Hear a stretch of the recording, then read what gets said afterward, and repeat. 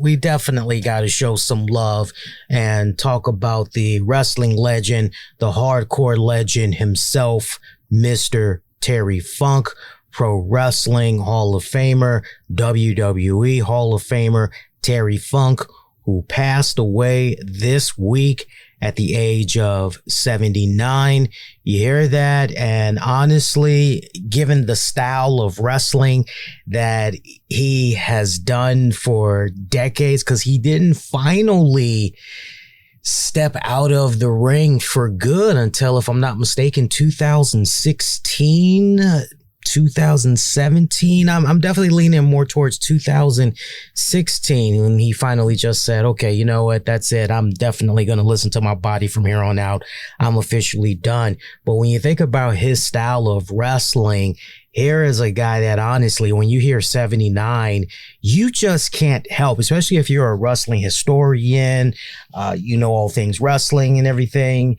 You just can't help but hear that and go, well, you know what? That's a daggone nice long run, isn't it? For 79, you would have expected him to, be in a wheelchair and have some serious problems way before 65. If you were to hear, hey, Terry Funk passed away at the age of 53, you go, kind of not really surprised given the style of the wrestling and all that. And it was very touching to see a lot of the tributes that were coming in, and that's been coming in so far for Terry Funk and his passing and everything. And it's kind of crazy to hear this, but when news started spreading about Terry's passing, a lot of people were in disbelief. Right down to the point, you had people that were going, nah, man, I refuse to believe that Terry Funk is dead. And one of the first people that had officially put something out there on his passing was the Nature Boy, Ric Flair. And you had those that said, look, man, don't trust Ric Flair for nothing. He could be just trying to, catch clout or whatever. And his information is most likely false. Never mind the fact that Ric Flair and Terry Funk had one of the best rivalries that went down in wrestling history in the 80s. Never mind that. Okay. Never mind that. Never mind the fact that Ric Flair, Terry Funk, they've probably been in contact with one another off and on through the years and everything, continue to have some type of a relationship with one another all the way up until Terry Funk's passing. Never mind all of that. We just had people that essentially, and this isn't me taking a shot at anybody in particular, but legit, you had those. I saw it more than once. You had those that did not believe it from Ric Flair. And I kind of get that because unfortunately Ric Flair has kind of built a little bit of a bad rep so far when it comes to him testing the waters as a podcaster and everything. I get that. So as I saw the initial post that Ric Flair had put out, I'm going, And just off the break, the people that came into my mind as far as, okay, if this is legit and it's not a hoax, surely we'll hear something from the hardcore legend himself, Mick Foley. We'll hear something from Tommy Dreamer. Hell, we'll hear something from Rob Feinstein of RF Video, signed by Superstars. Anybody that has followed Rob for many, many years, you know that him and Terry Funk, the family, they are friends. They know each other on a personal level and everything. And my God, two of them have had a friendship since Rob was a wet teenager, basically, right? A wet hair teenager. Okay. So, immediately I actually went on Facebook to see what Rob had said, if anything. And I saw that Rob had acknowledged the passing. I'm sure he's going to have a lot more to say in the coming days, but I'm looking at that because I know that when all the stuff had initially went down with Terry Funk and the rumors being put out there about dementia, and there was a whole bunch of other crazy stuff that was coming out about Funk's health And Rob Feinstein had took to Facebook to dispute all of those rumors that was going about and everything. But Rob was among the first that I saw after the Ric Flair, where I said, okay, well, if there's any skepticism as far as what Flair put out, Rob definitely. But then right after that, I go back on the X Twitter. That's what I'm dubbing it now, the X Twitter. I go back on there and I see Mick Foley had put out a message. He said he's going to have a lot more to say in regards to the passing of Terry Funk, but he shared a picture of him and Terry from, it looks like maybe it's from about maybe 10, possibly 15 years ago. 15 is really pushing it, but I'll say 10 years ago at most. But he said in a post, Terry Funk is gone. I just talked to Terry's daughter, Brandy, who gave me the awful news. He was my mentor, my idol, one of the coolest friends. He was the greatest wrestler I ever saw. If you get the chance, look up a Terry Funk match or a Terry Funk promo and give thanks that this incredible man gave so much for so long to so many. There will never be another like him. May God bless Terry, his friends, family, and all who loved him. Rest in peace, my dear friend. It was an honor to know you. Hashtag RIP Terry Funk. So, any doubts, any skepticism, it's pretty much squashed at that point once you read what Mick Foley has put out there. And Mick Foley has always told it how it is. He always wears his heart out on his sleeve, as many of you guys know. So what do I say about Terry Funk? What do I say about the wrestling legend? What do I say about the hardcore legend? What do I say about the Pro Wrestling Hall of Famer, the WWE Hall of Famer in Terry Funk? Well, when you think about unpredictable, cunning, wild, those are just some of the words that come into mind when you think about Terry Funk. One of the best technical wrestlers to ever lace up a pair of boots. Without a shadow of doubt, one of the best technical wrestlers. All right. And by the way, not a cheap plug, but by the way, I know there's going to be a lot of people that's going to be talking about Terry Funk. Majority of them haven't even seen any of his matches, are really going to be able to talk about him at great length like I'm able to, get ready to talk about and everything. But longtime listeners, I usually like to rock different wrestling shirts each and every single week. And one shirt that I constantly keep wearing, it's rare too, because it's interesting when I'm walking around in public and I'm not looking to see people who are pushing wrestling merch, but my eyes light up when I do come across people wearing different wrestling shirts. I've seen my fair share of AEW shirts. I've seen my fair share of WWE shirts, but I've also seen my fair share. It's definitely decreased over the years, but I've seen my fair share of those representing retro wrestling.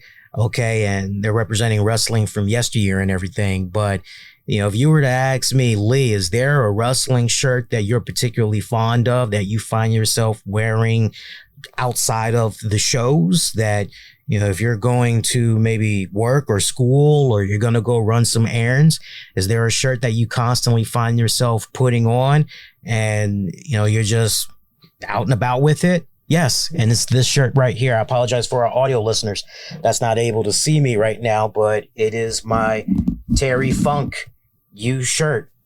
House of School of Hardcore shirt. Terry Funk. Long-time listeners that's been checking out the web streams, you've seen me wear it a lot of times, off and on over the course of the past several months, going back a year or two, and everything. But when I think about Terry Funk, those are definitely some of the things that come into mind in regards to, just summing him up. Overall, definitely one of the best wrestlers to ever lace up a pair of boots, one of the best technical wrestlers that was out there. And then, you know, you think about this, here's a career that almost spanned 6 decades.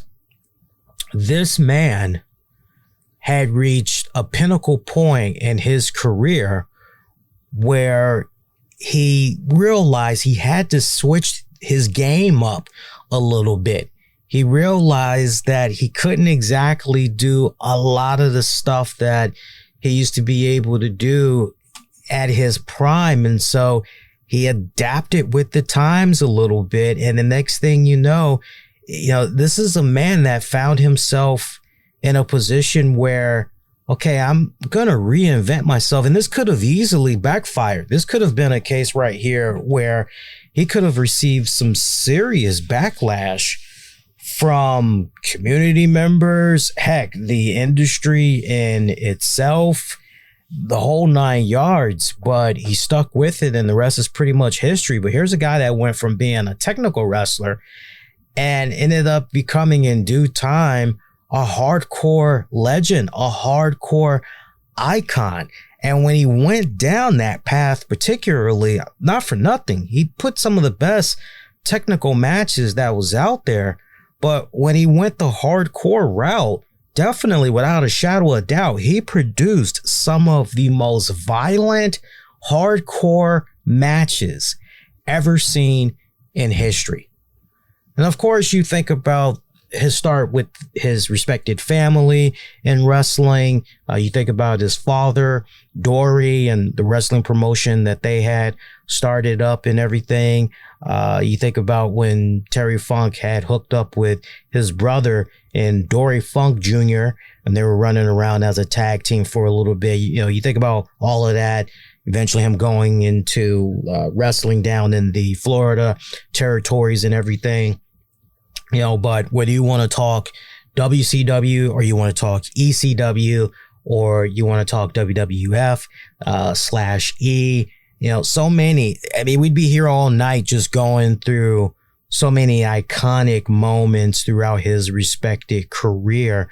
But for those younger wrestling fans that's out there that don't know a thing or two about Terry Funk, and you want to get a snapshot about what this man was about and why he had so many heads turning and talking about him back in the day. I mean, for me, off the top of my head, in no particular order, one of the first matches that comes to mind is 1997's Barely Legal pay-per-view event from ECW. And you got to remember at this point, ECW was in a position right here where, okay, ECW, this was their first pay-per-view. So they were hoping that, look, make or break. We got to be popping off on all cylinders here. We need to hit a home run. If we're going to show that as far as longevity goes, that we can definitely do this. We can not only maintain this, but we definitely are that new alternative. We're definitely the company, the promotion that needs to be in the same talk with these other promotions. We can't have people out there sleeping on us. Okay. So everything was heavily invested into this pay-per-view, where the main event for the ECW title, it was a triple threat. It was Terry Funk, the Sandman, and Stevie Richards. And I mean, going back then, just to see the way that Terry Funk was able to, somehow get into that program. Everybody, and I can even remember way back then as a teenager when it came to that joint, how, man, yeah, we had some people that were Terry Funk fans, but man, everybody back then, oh, hell yeah, Sandman, hands down. Man, Sandman's going to kick everybody's ass. Sandman's got that. Sandman's going to be the ECW champion. We all pretty much agree. Yeah, Stevie Richards, he's all right, but Stevie Richards ain't getting that. Everybody was going Sandman. So the fact that Terry Funk came out of that pay-per-view as the ECW champion, that was just a freaking shocker in itself. It was a shocker in itself. but it was a make or break moment for ECW as far as longevity goes. But Sandman, he was the expected victor in that match. And the fact that it was Terry Funk, you're going, well, all right. I remember when it went down, me and my friends, we didn't crap on it. It was a pleasant surprise. We did not see it happening. And then when it did happen, honestly, the way we felt afterwards, it was, well, you know what? That was a damn good match. Terry Funk was, as far as we were concerned, Terry Funk, yeah, he might be getting up there in age, but the old man can still freaking go. Definitely give it to him. Another thing that comes to my mind, September 11th, 1997, that would have been Terry Funk's WrestleFest 50, basically 50 years of funk. And that was a joint that was produced, if I'm not mistaken, by ECW. And you had Mankind. Who else did you have that popped up in there? Yeah, Bret Hart. It was a nice little collaboration. You had talents from WWF/E and a couple other promotions that had appeared for that. The main event match saw Bret Hart. And you longtime listeners know how much of a huge Bret Hart fan I am, okay? Bret Hart taking on Terry Funk. That was your main event. And man, you talk about a great way for the Funkster to go out. I mean, this was, as far as a technical match goes, and then it was a retirement match at the same time.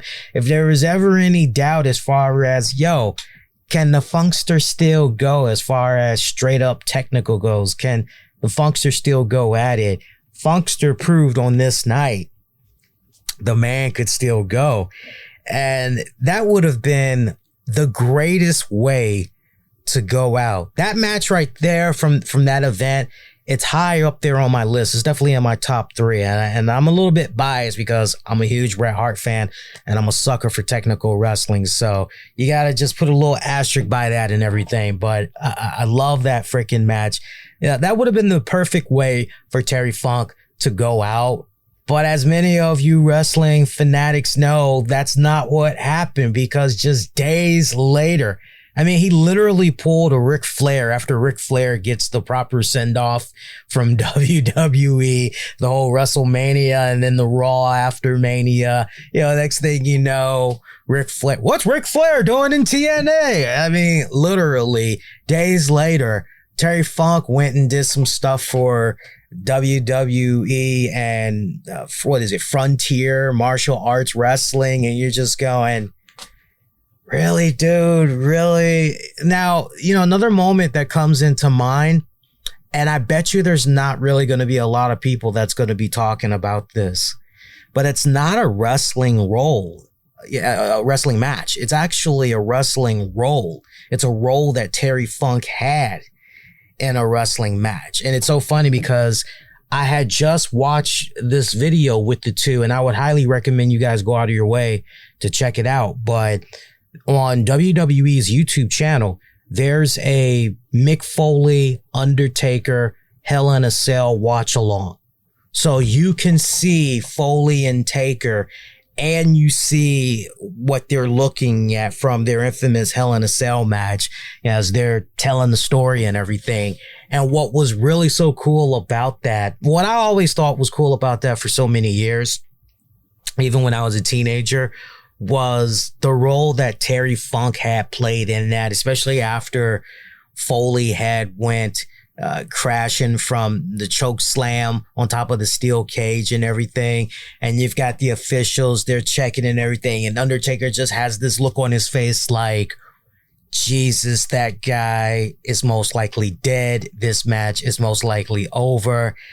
And Taker, just how he gingerly comes down to try to assess the situation even more and everything.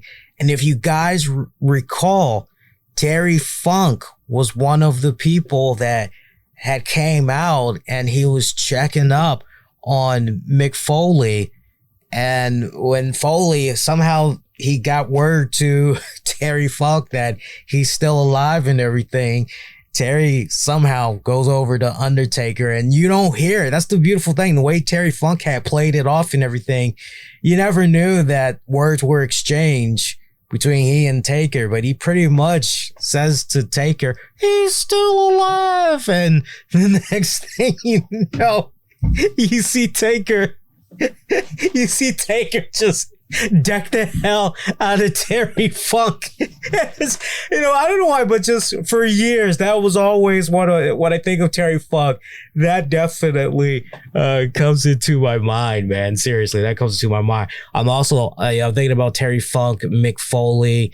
My God, that post, and I know Mick Foley is going to say a lot more in regards to the passing of Funk in the days to come. But as far as being a mentor, being a big brother, being a friend, understand something. Terry Funk, right on up till the end, he constantly was giving back to the business. And you're already hearing little small stories here and there. And trust me, as people are continuing to mourn, but at the same time celebrating the life and career of Terry Funk, you're going to hear even more awesome stories. But to hear how right on up until his passing, he was still offering his advice. He was still giving input, coaching the next generation of wrestlers coming up and everything constantly. I know Sami Callihan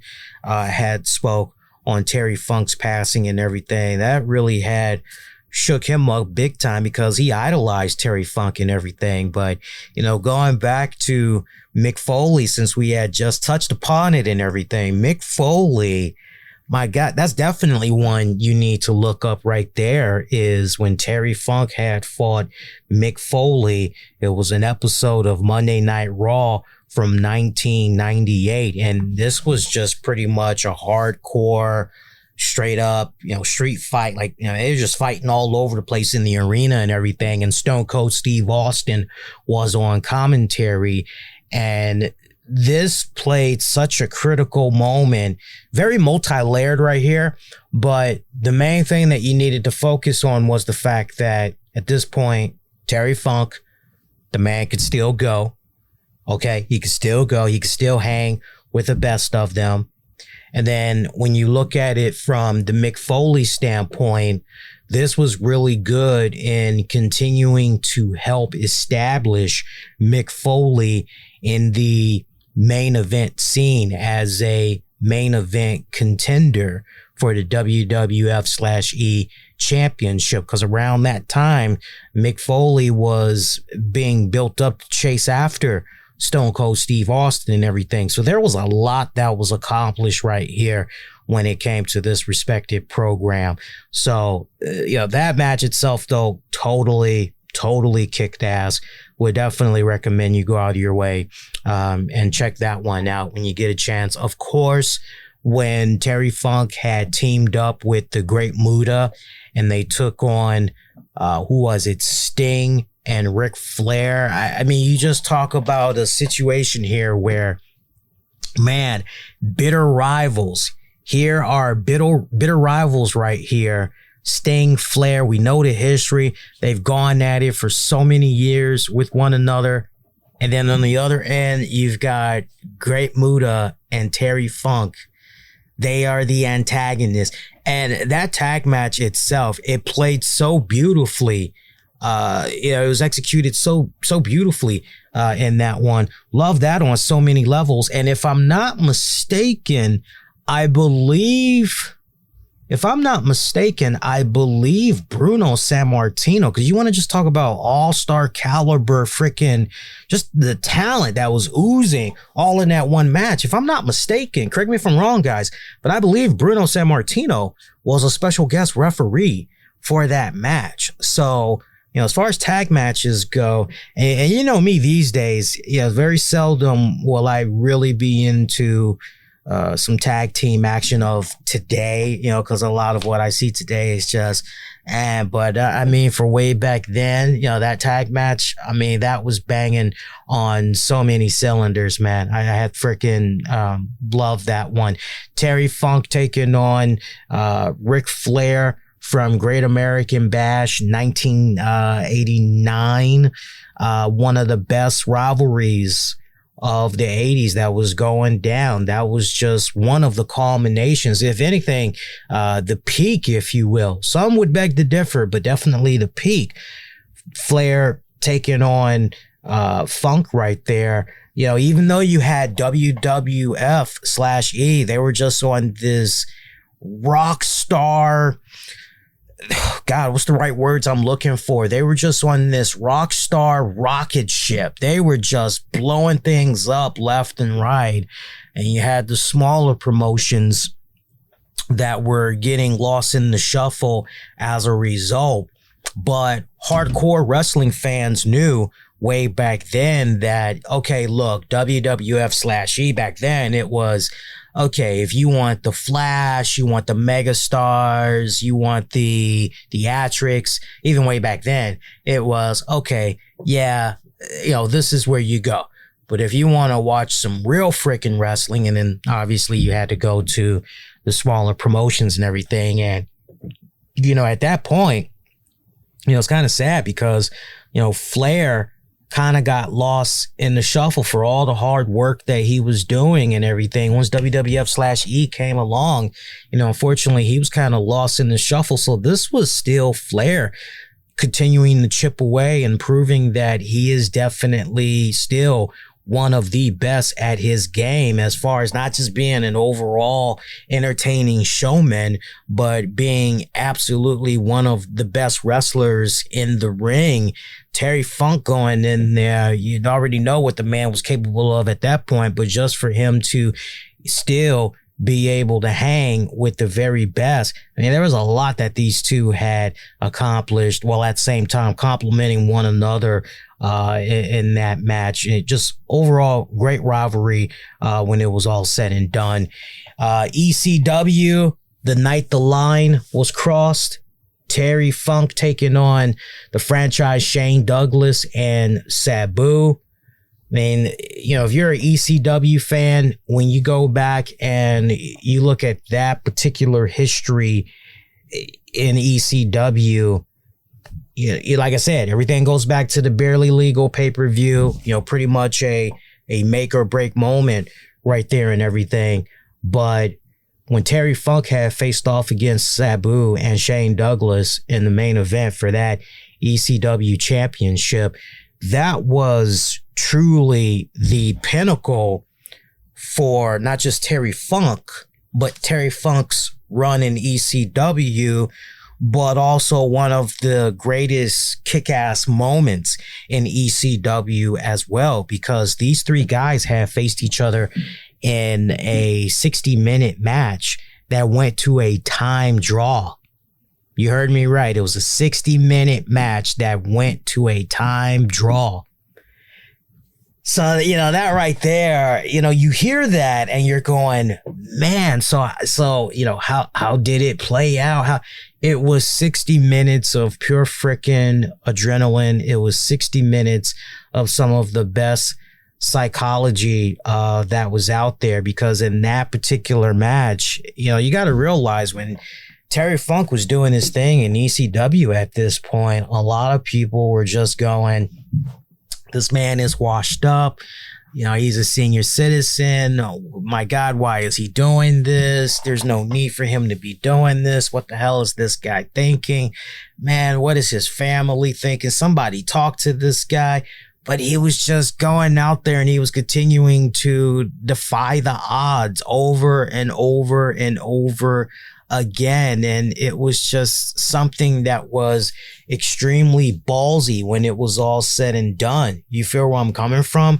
So, you know, you look at that and you just go, man, you know, you just couldn't help but admire it. But Terry Funk went into that match for 60 minutes and he showed that as far as the testicular fortitude goes, yeah, he definitely had that. But he also was able to show that at an elite level, he could still perform. And, that was something when you go back to his run in WWE, you go back to some stuff in WCW, nothing was really encapsulated the way that Terry Funk was in this particular match.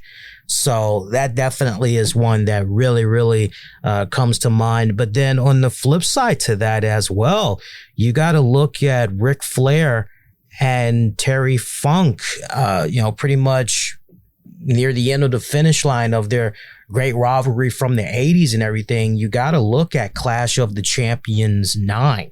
You definitely got to go there, because when you look at Clash of the Champions 9, that was essentially the peak. That was the absolute peak of the rivalry that pretty much came to, if you want to say a close, or, you can say that or whatever. But, both of these guys, they had faced each other in a main event with the stipulation added in there for an I Quit match. So this was an I Quit match. And this one, the rivalry, I love that it got very violent in this one. This was not your traditional, like we had seen previous times. This was an outright brawl between these guys. Flair eventually winning this one and everything, forcing Terry Funk to quit the match. But the way both of them had walked out, because remember, this Clash of the Champions joint, this was a collaboration. Okay, this was a collaboration between WCW and the NWA. So even though Flair had won this, when it was all said and done, both men walked away not only truly established as the face of their respective promotions, but definitely as the top guys of their respected promotions as well. So, definitely, just off the top of my head, just definitely some really fun moments there when I think about Terry Funk. And then the promos, my God, the promos, man. There is, if you were to ask me straight up, who could you just watch promos, just go on YouTube, Vimeo, wherever, for 1 hour and just look up promos and not get bored? And I would say to you off the break, Jake the Snake Roberts. I would say Terry Funk. I would say the Nature Boy, Ric Flair. But to my point, Terry Funk is definitely, just off the top of my head, definitely one of those guys I'm definitely going to be mentioning and everything. And not to mention, he had a respected acting career. For what it's worth, he had a respected acting career, right down to the point I'm quite surprised that he didn't go a lot further into it. I'm surprised that, because I think him being a Southern boy and everything, I'm very surprised that he didn't get a lot more into the Westerns. I really think he would have thrived in the Western genre. You go back into the 90s, particularly, you think about Tombstone, you think about Unforgiven. There were so many, great movies that had came out from the 90s going into the mid to late 2000s. Around the 80s. I mean, let's not forget, you still had Westerns that were kind of popular in the 80s, but it was becoming a little bit more. What's the right word I could use for Westerns in the 80s? I would say it was kind of dumbed down, a bit overly animated, very cheesy in the 80s were some of the Westerns and all that. But I'm surprised he didn't, because he definitely would have found a place in that respected genre, but definitely had the acting chops. I am a huge Patrick Swayze fan. So only with a caveat to that. There's certain movies that I had appreciated from Patrick Swayze. Okay. And so for me, And Tams will tell you this because Tams, on the other hand, she is a huge, huge, huge Patrick Swayze fan. And it doesn't matter if it's on TV and it comes with commercials. If Roadhouse is on, she will watch it. That thing could come on back to back to back. I have seen Tams watch Roadhouse, and she'll say to me, Roadhouse, I don't particularly, that may sound kind of, I didn't particularly care for Roadhouse, but I love Terry Funk and the bouncer role that he had in that movie. So I remember one of the first times early on when we began dating, me and Tams, I think Roadhouse was on, and I remember saying to her, oh, that's Terry Funk. And she's like, huh? Like, yeah, Terry Funk. I almost forgot Terry Funk was in Roadhouse. And she's like, who's Terry Funk? And I tell her, oh, he's this legendary wrestler. And she's like, oh, I thought he looked familiar, because she's seen a little bit of his work from various promotions over the years. Not enough where she could go, I'm a fan of his work, but once I was able to jog her memory and everything, she goes, okay, yeah, I definitely recognize him.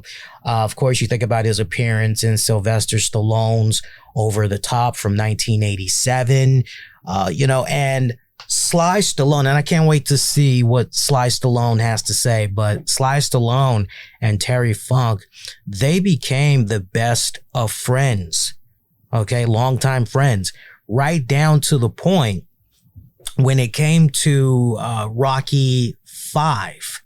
And I think Rocky V came out, my God, I think Rocky V was 94 or 95. When that came out, Terry Funk had played a pivotal role in that movie. And the role that he played, he actually, believe it or not, go check for yourself, you hardcore Rocky fans like myself. But when you look at the credits, you'll see that Terry Funk was a fight coordinator, choreographer. And when it came to Rocky Balboa fighting Tommy Gunn on the streets at the very end of the movie, Terry Funk had choreographed all of that. He set all of that up, believe it or not. Don't believe me, just go back and watch it and you'll see Terry Funk's name pop up in there and everything. So, and of course, Beyond the Mat, come on, we can't end the talk of Terry Funk without talking about Beyond the Mat, okay? This was just, I remember having so much respect for Terry Funk even more when that Beyond the Mat documentary came out, because you had the doctors that was just saying to him, how is it that you're even able to walk, my dude? Because from what all we're seeing of your x-rays and everything, seriously, you should be in a wheelchair. What the hell is going on here? Okay. And he was told in that same visit that he was going to need to get some type of constructive surgery on his knees and everything. And did you think he did it right then and there, got it scheduled for a couple of months from the point of consultation and all that? No, he didn't finally take care of the knees, if I'm not mistaken, a handful of years ago. He finally had on ahead and take care of the knees. Better late than freaking ever. Like, seriously, better late than never. You can't help but wonder, going back to Sly Stallone, you can't help but wonder if Sly Stallone maybe got the inspiration. That's why I keep coming back to Stallone. But as far as 2006 Rocky Balboa movie, I can't help but wonder if Sly Stallone had borrowed a little bit of inspiration from Terry Funk. Actually, 2006 was Rocky Balboa. I can't help but wonder if he got a little bit inspired from the career of his friend in Terry Funk when he was beginning to write Rocky Balboa, because you can see certain things from Terry Funk's life and how it parallels so beautifully with what Stallone had written in Balboa. It definitely really gives you new optics when you look at that movie. I don't know if you guys have ever really thought about that before.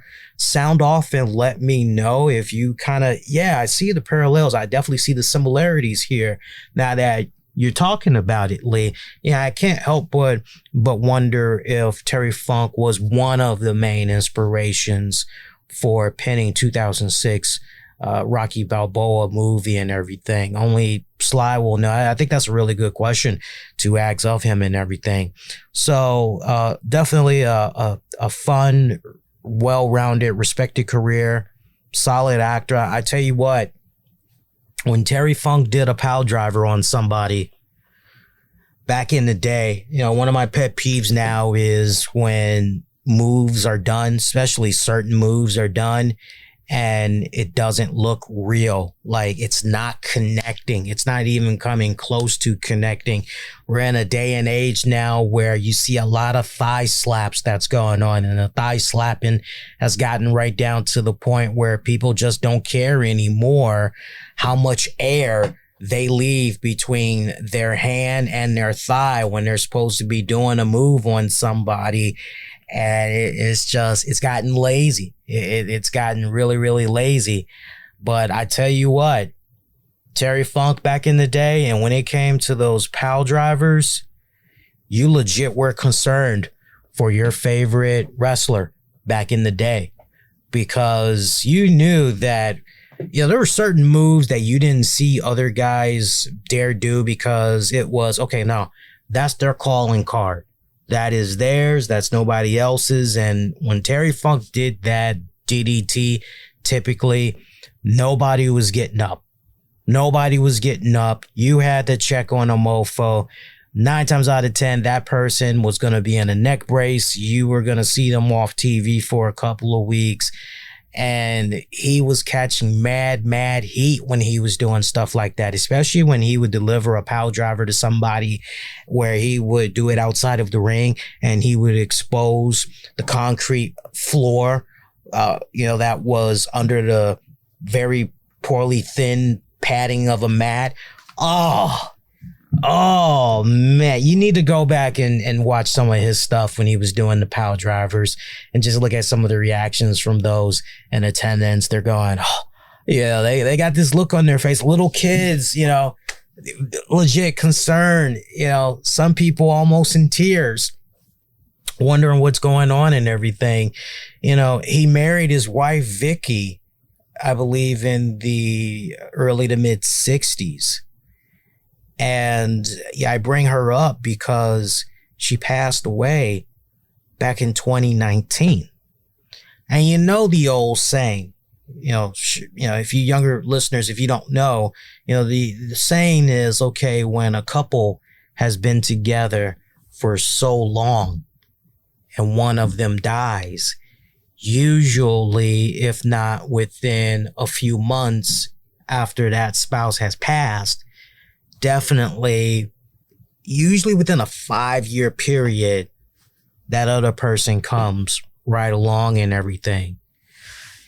And, when his wife passed, and look, rightfully so, we get it. I think as a wrestling community, general public, just public in general, and we get that, but when Mr. Funk's wife had passed away, we saw him get to a state where he decided he wanted to be more reclusive, and he wasn't doing as many autograph signings, not even virtual signings, things of that nature. He just really started scaling back and everything. And of course, by doing so, you had a decent amount of people that were speculating on his health and everything. I remember there was the report out there about him having severe dementia and all this other stuff.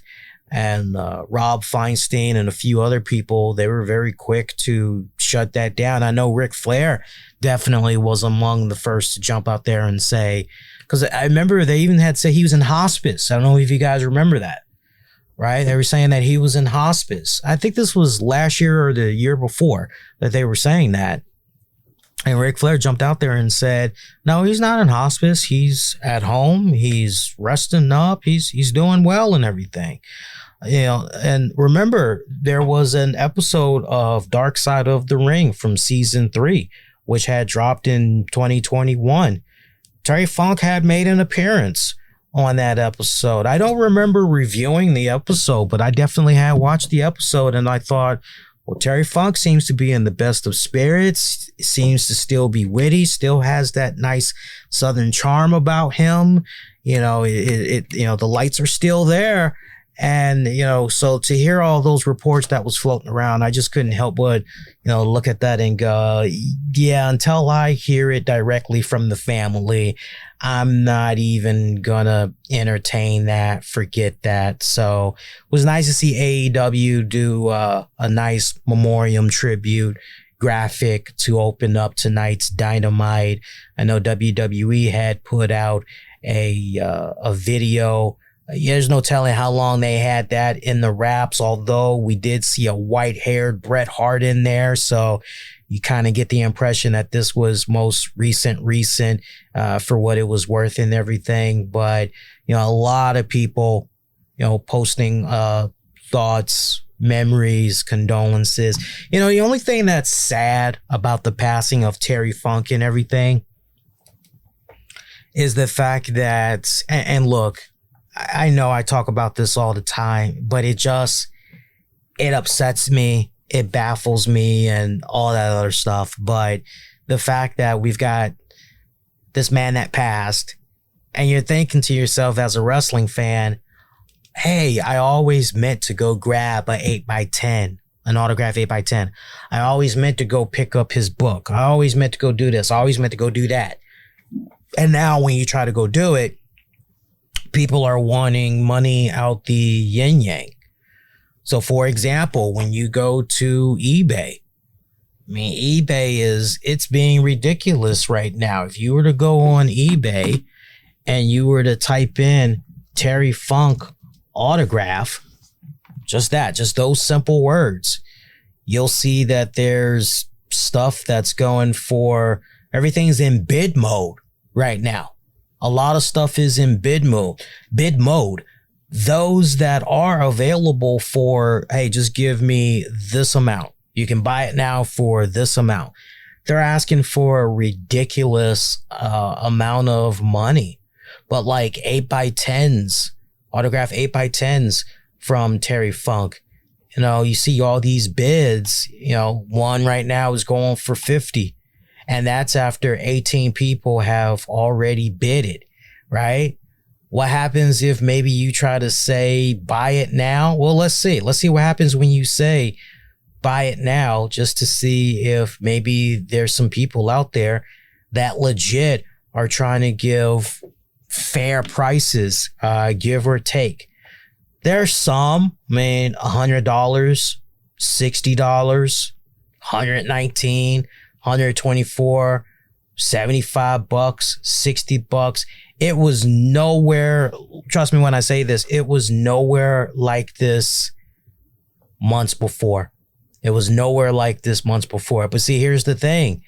Is it really a legit autograph that you're getting of Terry Funk? That's the thing. And then when you try to go pick up his book, a lot of people weren't aware that he had wrote a book from a couple of years back. There's two books that's floating around. There's one, and then there's another one where it's a comic book, a little graphic novel. But the autobiography, good luck with that one. At this point, your best bet is to get a digital copy through Kindle or through Apple, because trying to get a soft cover or a hard cover, that's going to put you way past $100. I think last I had saw, matter of fact, because it was posted in the Discord earlier. Let me see if I can actually find that real quick for you guys. Well, on eBay, the book is going anywhere between $70 to $130. But on Amazon, let me see here. I got my phone right in front of me, so I'll be able to tell you within a few seconds here. Yeah, the book is going for $90 right now. $90. And I know of people that actually bought the book, they paid the actual retail price at the time. They had either dropped the 20 or $30 Hell, some were able to get it for even cheaper than that. Some were able to get it for under $10. So it's the only thing I hate about when, athletes, entertainers, wrestlers pass away. You've got these vultures that's jumping out there. I get the nature of the beast, but nobody said I had to respect it. Nobody said I had to respect it. But rest in peace, rest in power to Mr. Terry Funk. I would like to believe that if there is an afterlife that is truly nothing more than a utopia, I would like to believe that he's been reunited with his wife. I would love to believe that. So rest in power to Terry Funk. I just can't believe it. We certainly appreciate the support.